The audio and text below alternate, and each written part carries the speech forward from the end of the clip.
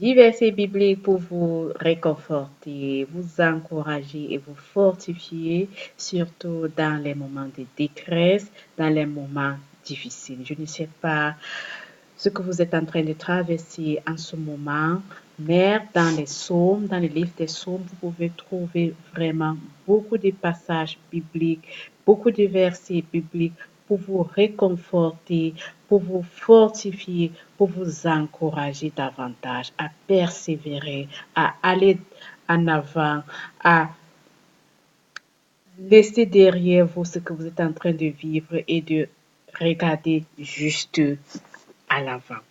Dans Psaume 46, 1, il est écrit: Dieu est pour nous un rempart, un refuge et un appui, un secours toujours offert lorsque survient le danger. Je n'ai même plus à expliquer ce que vous voulez encore entendre dans ce verset parce que tout est déjà dit.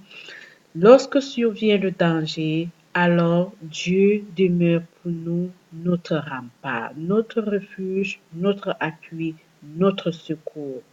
Il est là pour nous, il nous secoue à tout moment, il nous aide en tout moment et il est là pour nous protéger aussi. Dans Hébreu 13, il est écrit: Dieu lui-même a dit: Je ne te laisserai pas. Non, je ne t'abandonnerai pas. Lui-même, il promet encore dans sa parole qu'il ne nous laissera jamais et qu'il ne nous abandonnera jamais. Ce sont des paroles, ce sont des versets vraiment tellement efficaces, tellement puissants qui peuvent encore nous redonner encore beaucoup de force, beaucoup de courage à persévérer, quelle que soit la situation que nous sommes en train de traverser en ce moment, quels que soient les problèmes que nous avions en ce moment. Les versets ainsi peuvent encore nous encourager, nous reboster, nous donner encore beaucoup d'énergie. Dans Jérémie 31, 3, il est écrit, Dieu même, il nous dit: D'un amour éternel, je t'aime. C'est pourquoi je t'attire par l'affection que je porte pour toi. Alors Dieu même lui dit: que ce soit toi, que ce soit moi, il nous aime d'un amour éternel, d'un amour infini. Il nous attire par son attention parce qu'il nous aime tellement. Dans Ésaïe 41, 10, il nous encourage encore, il nous fortifie encore pour tous ceux qui ont vraiment des problèmes en ce moment, quelles que soient les situations que vous êtes en train de vivre en ce moment. Le Seigneur nous dit encore, il te dit: ne crains rien, car je suis avec toi. Ne promène pas tes regards inquiets, car je suis ton Dieu. Je te fortifie, je viens à ton secours, je te soutiens de ma droite triomphante. Voilà la parole que le Seigneur nous donne, quelles que soient les tribulations, quels que soient les problèmes que nous sommes en train de traverser en ce moment. Nous n'avions rien à craindre parce que le Seigneur est avec nous. Il ne faudrait pas que nous promenions nos regards inquiets de toutes les directions, car il est à notre droite et il nous fortifie. Il est notre secours, notre rempart, notre réconfort à tout moment. Dans Philippiens 4, versets 6 à 7, il nous dit encore: ne vous inquiétez de rien, mais en toutes choses, faites connaître vos besoins à Dieu par des prières et des supplications, avec des actions de grâce. Et la paix de Dieu qui surpasse toute intelligence gardera vos cœurs et pensées en bonne forme. Ce sont des paroles tellement vraiment vivifiantes, des paroles encourageantes, des paroles vraiment boostantes. Dans les psaumes 23, c'est l'un de mes versets vraiment le plus préféré de la Bible. L'Éternel est mon berger, je ne manquerai de rien. Il me fait reposer dans de verts pâturages. Il me mène à des eaux paisibles. Il restaure mon âme. Il me conduit dans des sentiers de justice à cause de son nom. Même quand je marcherai par la vallée de l'ombre de la mort, je ne craindrai aucun mal, car le Seigneur est avec moi. Sa ouette et son bâton, ce sont ceux qui me consolent. Oui, le bonheur et la grâce me poursuivront chaque jour et je vivrai dans la maison de l'Éternel. Voilà des très bons versets qui nous fortifient encore d'en croire, qui nous fortifie encore davantage, qui nous encourage encore davantage à persévérer. Car le Seigneur lui-même, il promet, il est avec nous, il ne nous abandonnera jamais, il ne nous laissera jamais seuls. Il est à notre droite, il triomphe à notre droite, il marche devant nous et il nous protège dans toutes les directions. Les psaumes 147, 1 à 3.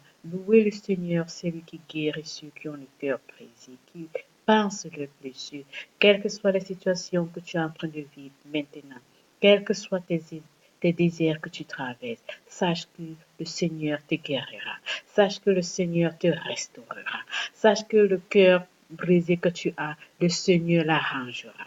Sache que les blessures internes que tu as sur ton âme, le Seigneur les pansera. Le Seigneur raccommodera toutes les blessures qui sont vraiment sur ton âme. Il te restaurera, il fera de toi une nouvelle création.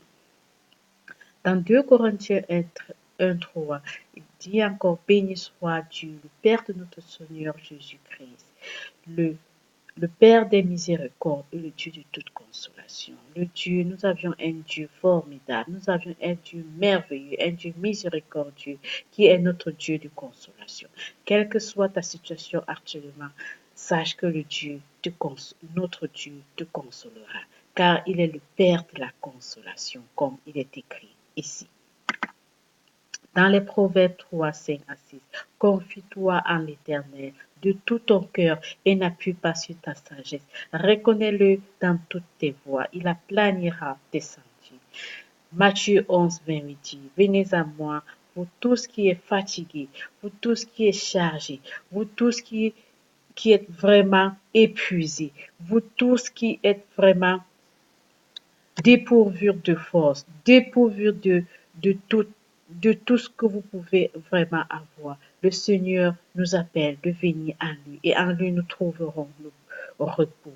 Et le repos qu'il nous donne, ou bien la paix qu'il nous donne dans le cœur, ce n'est pas ce que le monde nous donne, mais c'est une autre paix vraiment que franchement, si vous n'avez jamais goûté à cette paix, vous ne saurez pas vraiment de quoi il s'agit. C'est une paix vraiment qui dépasse toute autre paix qu'une personne vraiment peut vous donner. La paix de Dieu, c'est une paix vraiment extraordinaire. Dans Jean 14, 27, il le dit encore, je vous laisse la paix, je vous donne ma paix, je ne vous donne pas comme le monde le donne, que votre cœur ne se trouve point et ne s'alarme point. Ce sont des paroles tellement efficaces, des paroles tellement vivantes, des paroles tellement boostant que le Seigneur nous encourage, nous fortifie encore. Dans Philippiens 4:13, il dit, je puis tout par celui qui me fortifie. Tout ce que nous sommes aujourd'hui, tout ce que nous avions réussi à faire aujourd'hui, ça ne vient pas de nous-mêmes. C'est par la grâce de Dieu. C'est pas ce que le Seigneur a eu pitié de nous qu'il nous a fait grâce. Et nous devions vraiment lui rendre grâce en toutes choses qu'il a fait pour nous, pour notre vie, pour tout ce que nous sommes aujourd'hui. C'est par la grâce de Dieu. Dans 2 Timothée 1 à 7, il est encore écrit, ce n'est pas un esprit de timidité, de lâcheté ou de défaitisme que Dieu nous a donné, mais un esprit de courage, de force, d'amour, d'enthousiasme. C'est un esprit actif et aimant qui nous rend forts et capables d'aimer. Il nous donne un jugement sain et une parfaite maîtrise de nous-mêmes. Vraiment, quand je lis cela, ça me fortifie encore davantage. Ça me rend encore davantage plus fort. Ce n'est pas un esprit de timidité que le Seigneur nous a donné. Ce n'est pas un esprit de lâcheté que le Seigneur nous a donné. Ce n'est pas un esprit de défaitisme que le Seigneur nous a donné. Il ne faudrait pas que nous nous laissons vraiment influencer par certains facteurs, par certaines personnes dans ce monde. Car le Seigneur nous dit encore, qui nous confirme encore dans sa parole, qui nous a donné un esprit de courage. Quelles que soient les situations qui se présentent devant nous, il faut que nous soyons courageux. Il faut que nous persévérons, car l'esprit que le Seigneur a mis en nous, c'est un esprit de courage. C'est un esprit d'amour. C'est un esprit d'enthousiasme. C'est un esprit actif et aimant qui nous rend forts, capables d'aimer. Il nous donne un jugement sain et parfait, une maîtrise parfaite de nous-mêmes. Oh, que c'est si beau voir cela, de savoir cela et de savoir vraiment, de se rappeler, de se révéler tous les jours, de savoir revêtir vraiment tout cela tous les jours. Vraiment, je prie l'Esprit du Seigneur qu'il puisse nous aider vraiment à nous rappeler tous les jours quel esprit le Seigneur nous a donné. Qui est-ce que nous sommes en Christ? Pourquoi est-ce que nous sommes sur terre? Quelle est la mission que nous avions ici, là, sur terre? Que le Seigneur vraiment vous bénisse. Dans la nouvelle vidéo, je vais vous présenter aussi d'autres versets qui pourront vous fortifier davantage. Restez vraiment bénis et passez une merveilleuse journée dans la paix de Christ.